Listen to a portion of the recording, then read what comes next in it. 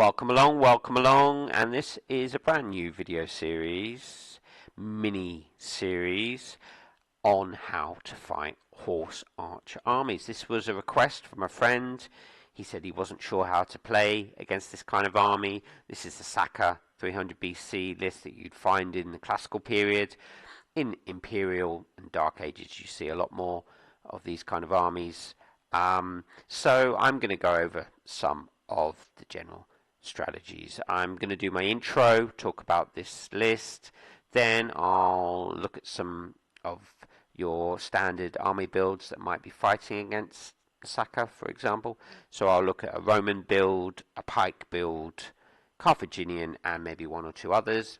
And in the last part of the series, I will look at strategies for fighting this kind of army. So that's how we're going to do it. So let's have a look at this list, this wonderful Saka list. Personally, I would not take any of the irregular foot or the foot skirmishers unless there was a real need, unless there were mountains, rough ground, something like that. On most maps, I would just go with the cavalry, make full use of the light horse archers and the nomad horse archers. That would be my advice anyway. So these nomad light horse archers are pretty good, a little expensive, 36, but they are full swordsmen and they're great at evading, and when you've got so many, 14, they can be very annoying, so quite dangerous. Nomad horse archers, price has gone up a little bit actually. They used to be 36, but one of the most cost-effective units in the game because they're bowmen and full cavalry, unlike the light horse archers, which are light horse. These guys can actually disrupt you from firing away with their bow and then also get flanks, unlike the light horse archers. They are full cav, so they can do their flank attacks. They're very, very dangerous. You've got some cataphracts. They're actually a little bit underwhelming often. They get stuck in melee, but sometimes they can do a job. They can disrupt infantry, and they're good against cavalry. So in this kind of army, they're actually quite good because, especially against disrupted units, you throw them in, they can often fragment a unit very quickly and break through the enemy line. So I wouldn't take 10 or 12, and in this list at 1600 points, which is what we use in the league, 6 is a good number. And if you want to take a few less, you can maybe juggle and maybe add a couple more nomad light horse archers, and if you wanted some slingers, it's up to you. And here we are looking at the Roman 199 BC list, 1600 points, which is what we use in the league. This is the kind of build I'd take if I was facing our horse archer army. I would max my skirmishers or almost max them. And I know that if you've watched a few of my videos, I've been quite critical of the price of the Cretan archers, and I say I'd never take them out. But in this instance, because we are really relying on our skirmishers and we've taken a lot of them out, they can be quite useful, these guys, because they just get you over the edge. If you really need those cohesion tests, when you've got a few superior quality skirmishers, the Balearic slingers or the Cretan archers, they can often help you a lot.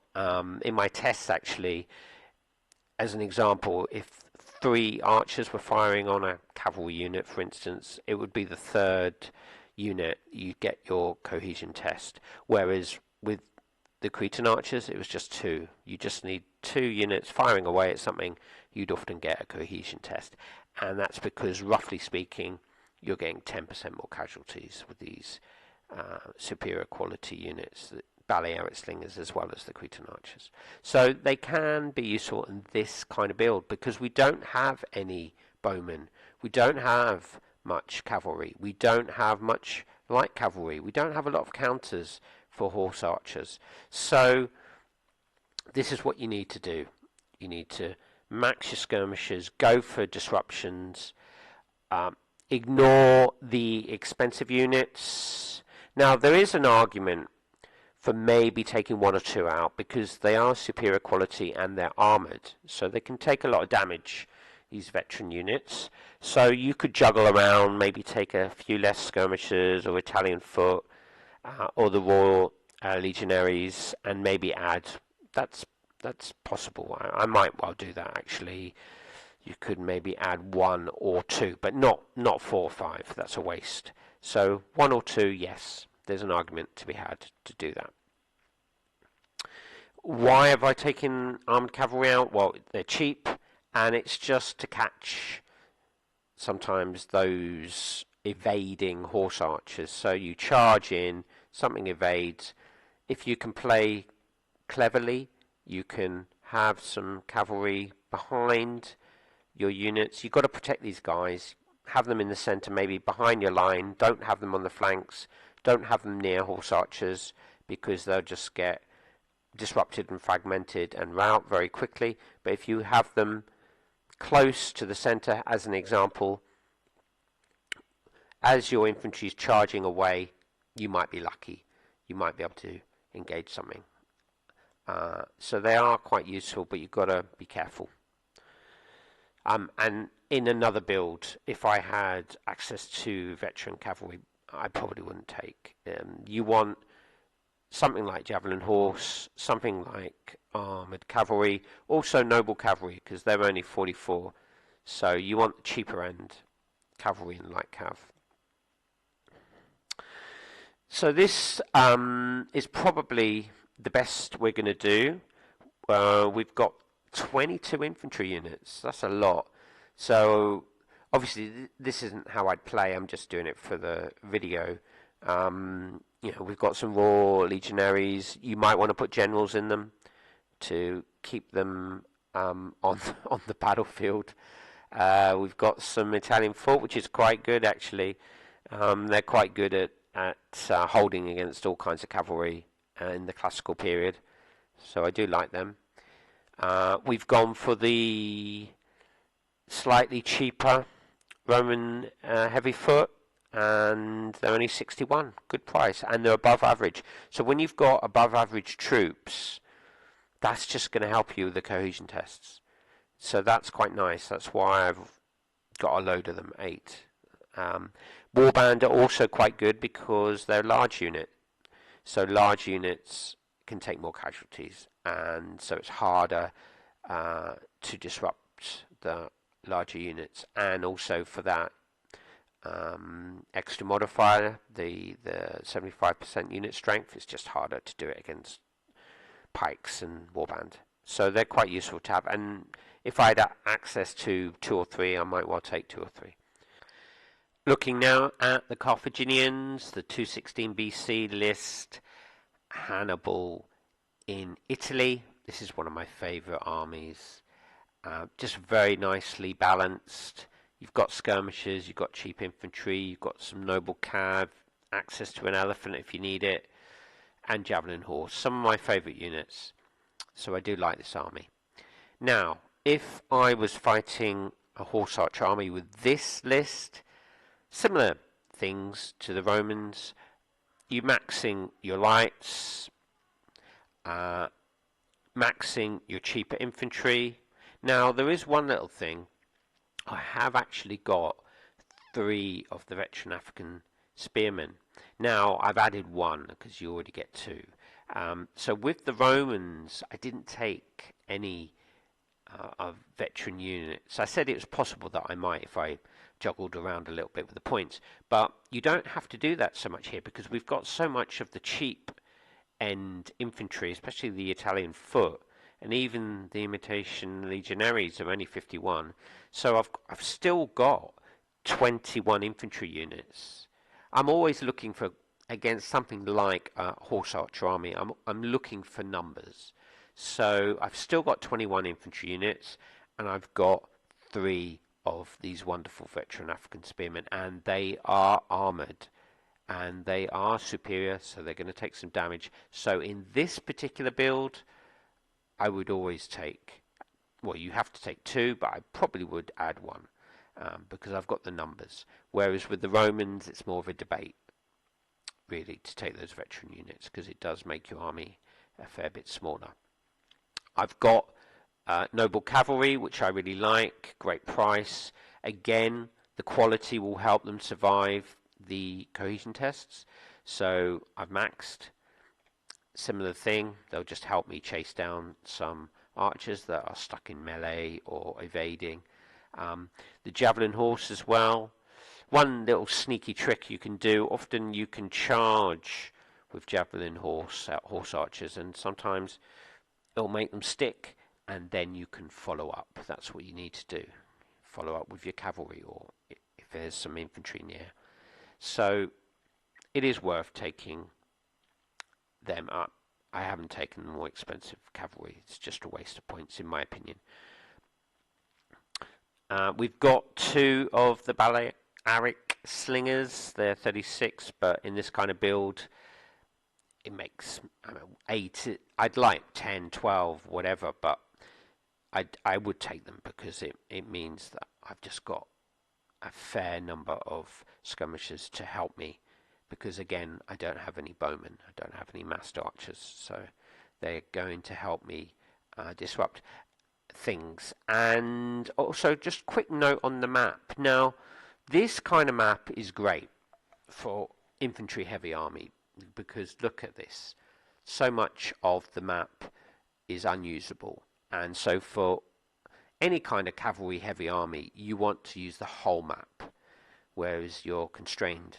So this is great for me. Now in league play, just to say, with the rerolls and so on and so forth, if you get a really open map, and it really is, because I'm someone who likes to play on the map that I have, but with more unbalanced armies, i.e. you're facing Lancer army, you're facing Horse Archer army, then I would definitely think about rerolls. So if I was on an open map, ask for a reroll, and I got something like this, although to be fair, my opponent might reroll this. But anyway, this kind of map, the main point is great for more infantry heavy armies, because you just got less space, and that's going to help you. And you've got some woodland as well, although probably I'd press forward, and you've got some rough.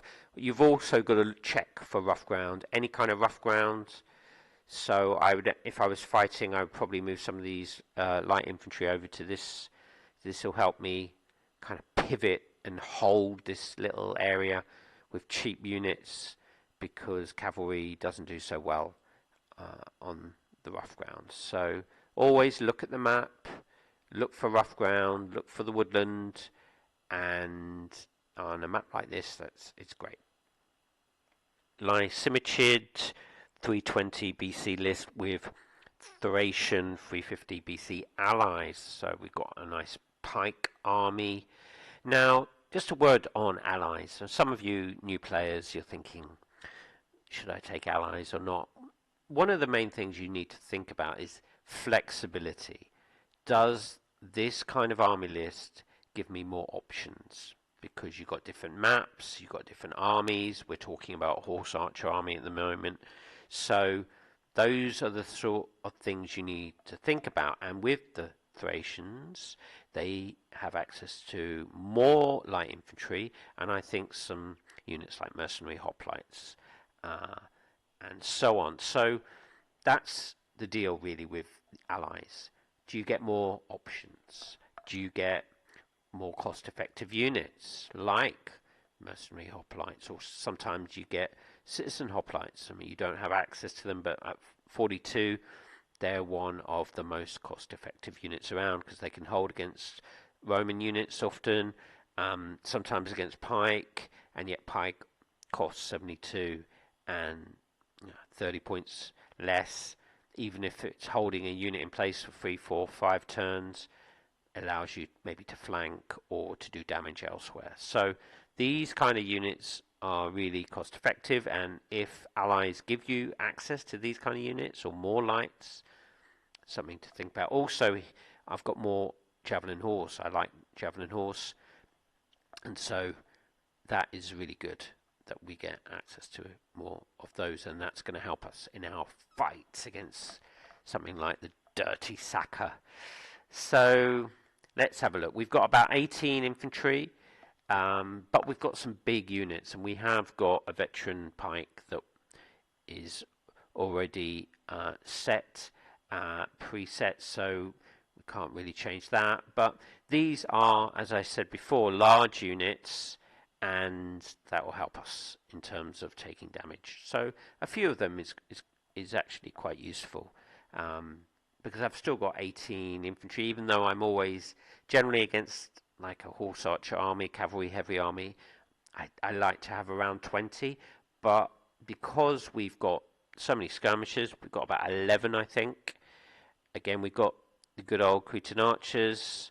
So, and we've got more, unlike the Romans, we've actually got slingers and archers rather than just javelin men. So that's always a bonus, because unfortunately with the javelin men, because they're adjacent to the enemy, they're just more likely to get caught by cavalry especially.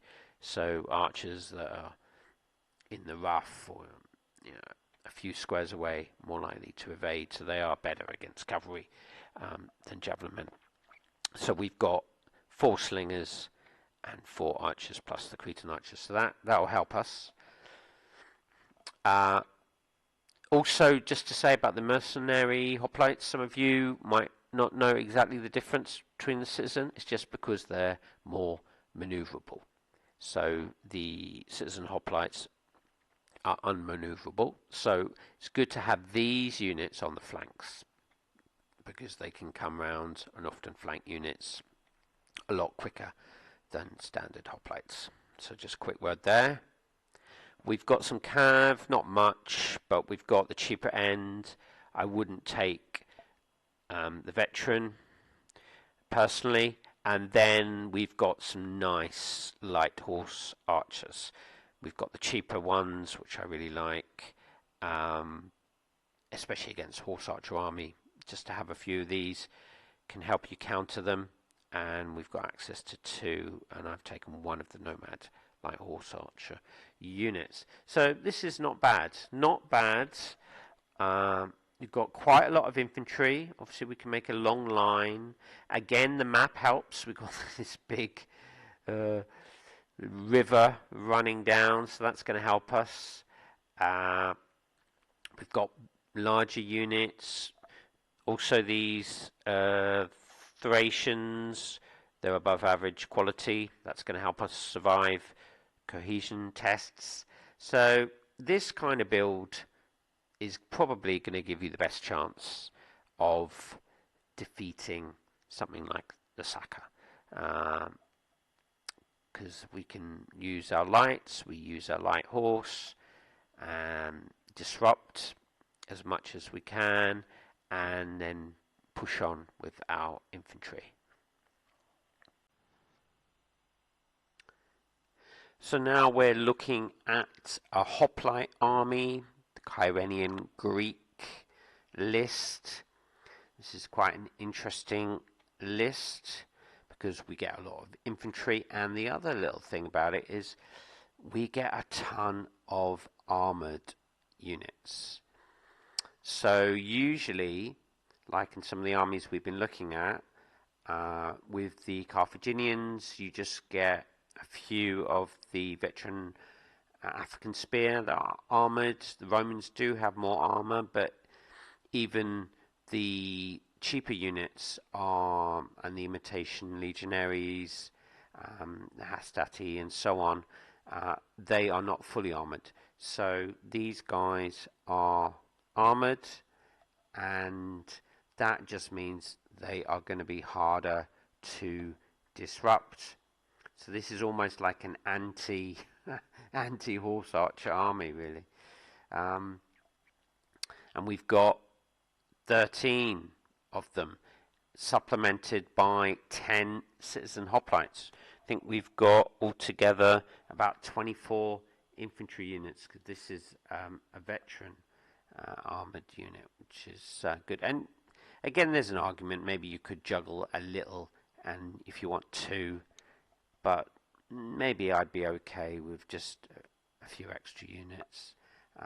We've also got heavy chariots, which are superior quality, and so once you've caught some of those pesky horse archers, you charge in and they will quickly disrupt and fragment horse archers more often than not. And these are the spear kind, and they're cheaper as well, the 8 cheaper, so they're quite good value, really, as a kind of hammer unit. Works quite well with this kind of army. Now, we don't have light horse, and we don't have cavalry, but what I am going to say is, if you look at the link, I'll leave a link below in the comments. One of my friends, Richard York, he plays in my leagues and he produces a lot of videos. His channel is great. I strongly recommend you check it out. And he has played the Saka, and he's actually played Gort in my league, and he put the video up. So this would be a really good video to watch, because this is all the theory that I'm spouting out. But you can actually watch him take this very army, good old Kyrenian Greeks, which he loves so much, and he puts them up against the Saka.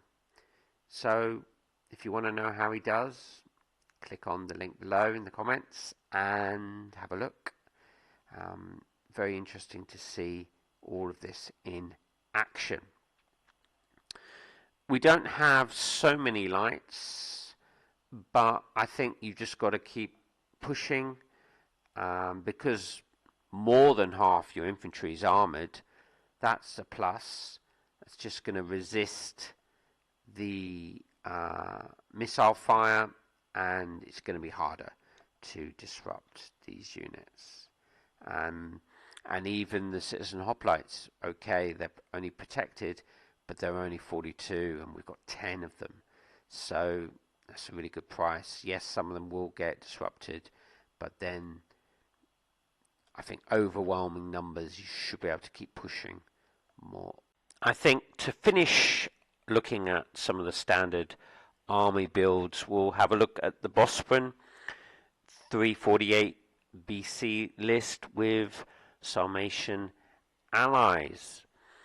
This is a really nice army list, and I notice it's getting more and more popular. It always seems to be popping up now in the league. I'll have to take this list out one day, I think, because I like balanced armies. I mean, I talked earlier on about flexibility, and so when you've got an army like this, you've got quite a lot of flexibility. I can take out more light infantry if I want. I can take out more armoured noble lancers, and I've got lancers, the cheaper kind, which I like. These noble lancers are great at 48 because they're superior quality and they're lancers, so I've maxed here. A nice mix of infantry. We've got a few impact foot, we've got some mercenary hoplites, which are, as I mentioned, manoeuvrable, so they're quite good. Thracians have got quality above average, and we could supplement if we want with irregular foot. Now, irregular foot actually, maybe not so much against horse archers, but against lancers or armoured cav, they're pretty effective. So they're very cost effective, good anti-cav unit. A lot of people think, oh, irregular foot, they're not a very good unit. They're actually pretty good, even in the open. Often lancers will bounce off them. You can have a a look in games yourself and see if that's true. But in my experience, a pretty decent unit for the price. One of the most cost-effective units in the game, actually, at 30. So against, yes, because they're lightly protected against horse archers, maybe not quite as good, but still nice to have the option. Nice to have the option. So in this wonderfully balanced army, we have got, I think, about 9 infantry units.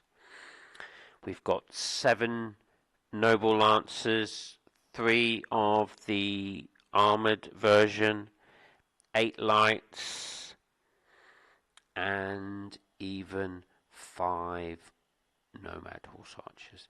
So this is a very effective army, I think, against a horse archer army, because we've got lancers that are the cheaper end ones, and they can help us push back the nomad horse archers.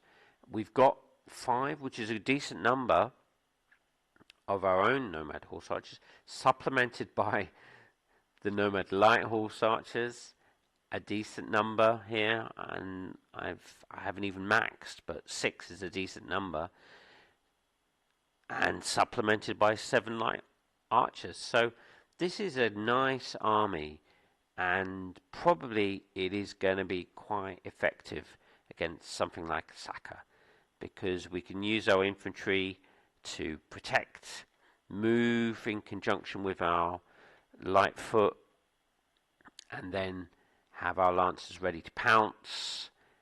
We've got a fair number of horse archers ourselves, so I think this army would do quite well. It wouldn't be as effective if we didn't have so many noble lancers, because when you've got an army that has a lot of armored noble lancers, there's just such a difference in price. It just means you're going to have less units on the battlefield, and it's just not going to work as well as if you can take, say, 7 noble lancers. Even though they're protected, they're superior quality, so that's going to help pass the cohesion test. So there's a lot of really useful units in this list, and some of you might want to bulk out on the irregular foot. We can do that. Some of you will want more slingers. We can do that. Some of you might want more nomad light horse archers. You can do that. So this is a nice list, this Bosman list with the Sarmatian allies. Maybe one of the best in terms of fighting horse archers. This last list is probably going to be one of the easier armies to use. Okay, so we've had a good look at a lot of armies, and now, actually, I'll probably make another video, but in the next video I'm going to look, I've mentioned a few as we've gone along, but I'm going to outline clearly strategies to use when fighting an army like the Saka.